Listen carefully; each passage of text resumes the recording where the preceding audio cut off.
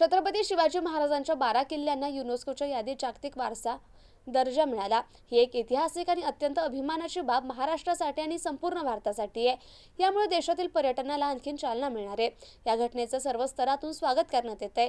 आज भाजपाच्या वतीने क्रांती चौकामध्ये फटाके फोडून पेढे वाटून जल्लोष साजरा करण्यात आला। छत्रपती संभाजीनगर शहरामध्ये भारतीय जनता पार्टीच्या वतीने आम्ही जल्लोष केलेला आहे क्रांती चौकामध्ये।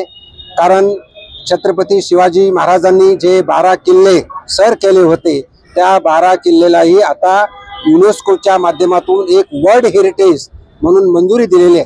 त्यातले 11 किल्ले हे महाराष्ट्रातले आहेत आणि एक किल्ला हा साऊथ इंडिया मधला आहे। मी आमचे यशस्वी प्रधानमंत्री माननीय मोदी साहेब असतील, यशस्वी मुख्यमंत्री माननीय देवेंद्रजी फडणवीस साहेब असतील आणि सांस्कृतिक मंत्री माननीय आशिषजी शेलार असतील यांचं मनापासून अभिनंदन करतो। कारण हा शिवरायाचा महाराष्ट्र आहे। 14 कोटी जनता याबद्दल आनंदी आहे।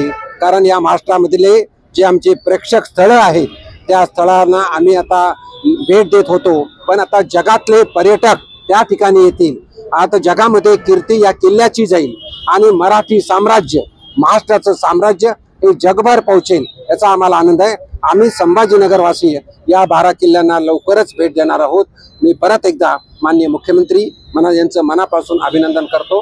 धन्यवाद। आमचे आराध्य दैवत छत्रपती शिवाजी महाराज, छत्रपती शिवाजी महाराजांनी जे 12 किल्ले सर केले होते त्या 12 किल्ल्यांना आज युनेस्कोने एक जागतिक पातळीवर त्याची एक वेगळी पर्यटन स्थळ म्हणून मान्यता दिलेली आहे।